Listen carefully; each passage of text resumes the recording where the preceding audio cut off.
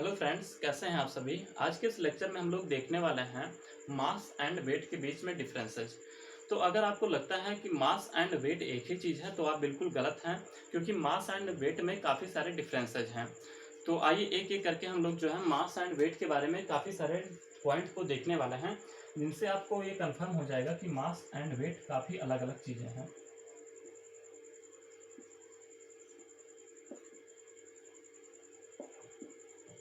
सबसे first point mass में देखते हैं कि जो भी किसी बॉडी में जो क्वांटिटी ऑफ मटेरियल्स होता है उसे हम लोग बोलते हैं मास। ठीक है, तो यहाँ पे आप लोग डिफाइन कर सकते हैं quantity of materials in a body. Quantity of materials in a body. ठीक, इस तरीके से आपका मास डिफाइन हो गया। अब हम लोग वेट के ऊपर आते हैं।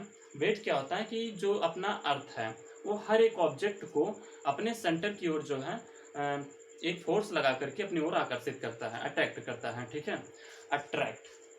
तो यहाँ पे हम लोग यहाँ पे फर्स्ट पार्ट इसका लिखने वाले हैं, वही वेट कहलाता है। किसी भी ऑब्जेक्ट का वेट वो होता है जो जिस फोर्स से आप जो है कोई भी अर्थ जो है, मतलब अर्थ जो होता है, जिस फोर्स से किसी भी ऑब्जेक्ट को अपने सेंटर पॉइंट पे, अपने सेंटर की ओर आकर्षित करता है, वो आपका वेट कहलाता है। तो यहाँ पे लिखेंगे force by which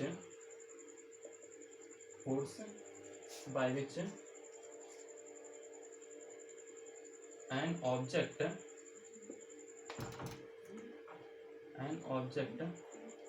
attract in the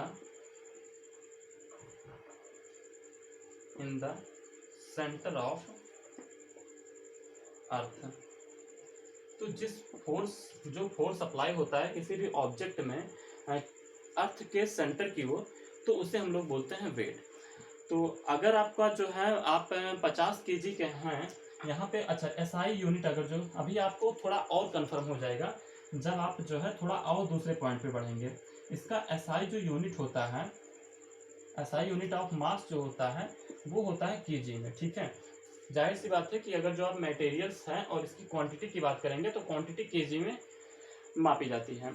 और अगर जो आप एसआई यूनिट आप इसका देखेंगे, एसआई यूनिट, तो जो वेट होता है उसकी जो एसआई यूनिट होगी, अच्छा ये एक फोर्स है, तो यहाँ से आप लोग समझ पा रहे होंगे कि ये इसका जो एसआई यूनिट होगा ये न्यूटन में होगा, क्योंकि ये फोर्स है। ठीक है, अच्छा फोर्स का जो फार्मूला होता है एफ जो होता है बराबर एम में होता है। ठीक है, तो यहाँ पे जो एक्सेलरेशन, एक एक्सेलरेशन होता है, लेकिन यहाँ पे जो है जो एक्सेलरेशन ना होकर के यहाँ पर ग्रेविटी लग रही है, क्योंकि ये जो अर्थ है वो किसी भी ऑब्जेक्ट को अपनी सेंटर पॉइंट पे अट्रैक्ट कर रही है। तो यहाँ पे जो एफ होगा वो एम जी होगा, क्योंकि जी ग्रेविटी से जो है ये किसी भी ऑब्जेक्ट पे फोर्स अप्लाई कर रही है, सॉरी ग्रेविटी अप्लाई कर रही है। ठीक है, तो इसका जो एसआई यूनिट हो जाएगा वो न्यूटन हो जाएगा फोर्स के कारण से। तो इस तरीके से आप लोग जान पाए होंगे कि जो फोर्स होता है, जो वेट होता है, इसका एसआई यूनिट न्यूटन होता है। ठीक है, और ये एक प्रकार का फोर्स है। बल्कि जो मास होता है ये किसी भी मटेरियल्स की, किसी भी बॉडी की मटेरियल्स की क्वांटिटी होती है। अच्छा, अगर जो आपका जो मास है, आपका जो मास है, जस्ट सपोज कि आपका मास 50 केजी है। ठीक है, 50 केजी का आपके पास जो है मटेरियल भरा पड़ा है पूरे शरीर में।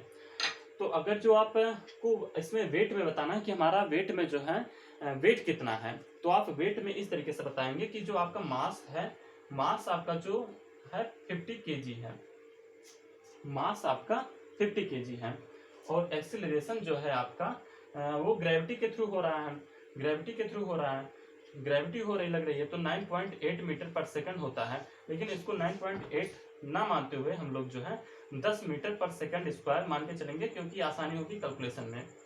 तो लगभग इक्वल होता है 9.8, जनरली हम लोग जो है 10 मीटर पर सेकंड स्क्वायर लेके चलते हैं। तो यहाँ पर अगर जो 50 है, 50 गुणे 10, ठीक है, इस तरीके से आपका हो जाएगा 500। ठीक है, तो 500 न्यूटन। तो आपका जो फोर्स निकल के आया, जो फोर्स मतलब फोर्स बोले तो वेट, ठीक है, यानी कि आपका वेट निकल के आएगा 500 न्यूटन।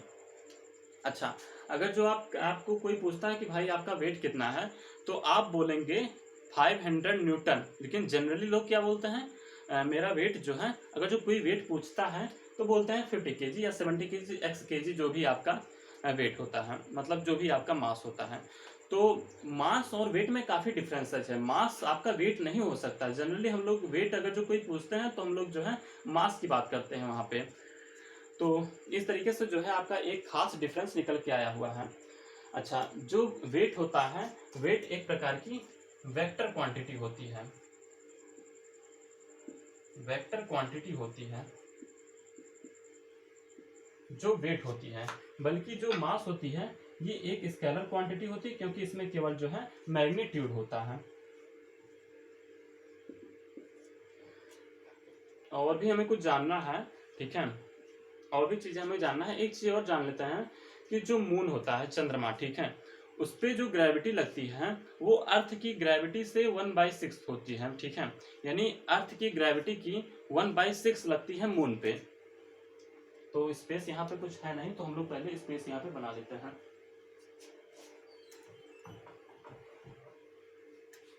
इतनी चीज आई होप कि आपको कंफर्म हो गई होगी। और अब हम लोग जो है आगे बढ़ते हैं, थोड़ा सा इसी में और कुछ पॉइंट ऐड करने वाले हैं।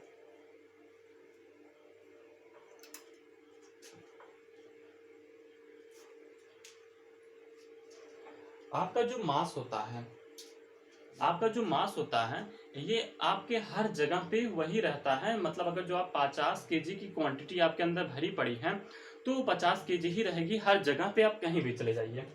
तो यहाँ पे जो आपका मास होता है वो कांस्टेंट होता है एवरी प्लेस पे। तो ये कांस्टेंट होता है इन एवरी प्लेस।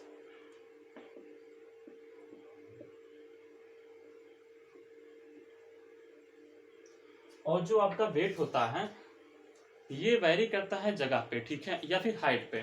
अगर जो हाइट आप पे ज़्यादा हाइट पे है तो फिर जो क्या बोलते हैं, जो वेट होगा वो अलग होगा। या फिर आप जो है अलग अलग स्थान पे हैं तो हर जगह की जो हर स्थान पे जो वेट आपका होगा वो अलग होगा, ठीक है।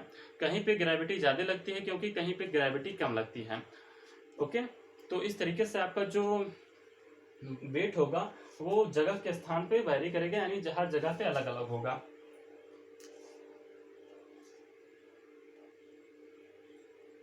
तो यहाँ पर हम लिखेंगे change when change in changing places. तो जगह को चेंज करने पे जो है ये भी चेंज हो जाया करेगा, ठीक है, जो आपका वेट होगा। अब हम लोग जो है एक लास्ट पॉइंट देख लेते हैं। लास्ट पॉइंट आपका क्या है कि जो आपका मास होता है वो कभी भी जीरो नहीं हो सकता है, ठीक है, और हमेशा ये पॉजिटिव रहेगा। आपका मास जो है जीरो तो ही नहीं सकता, जीरो हो जाएगा तो आपकी वजूद ही नहीं रहेगी वो, और फिर वो कोई सब्सटेंस ही नहीं रह सकता, क्योंकि जीरो वेट का कोई सब्सटेंस हो ही नहीं सकता है। तो यहाँ पर हम लोग लिखेंगे मास जो है never be zero, always positive, ये हमेशा पॉजिटिव रहेगा। बल्कि जो आपकी वेट होती है, वेट क्या होता है कि आपका निगेटिव भी हो सकता है और जीरो भी हो सकता है। तो यहाँ पर लिख सकते हैं कैन बी जीरो और निगेटिव। तो जनरली आपको निगेटिव अभी आपके सिलेबस में शायद आपके सिलेबस में भी 9th स्टैंडर्ड के लेवल पे तो अभी निगेटिव के बारे में तो नहीं है, लेकिन वैसे जाने रहिए तो ज़्यादा इम्पोर्टेंट होगा आपके लिए।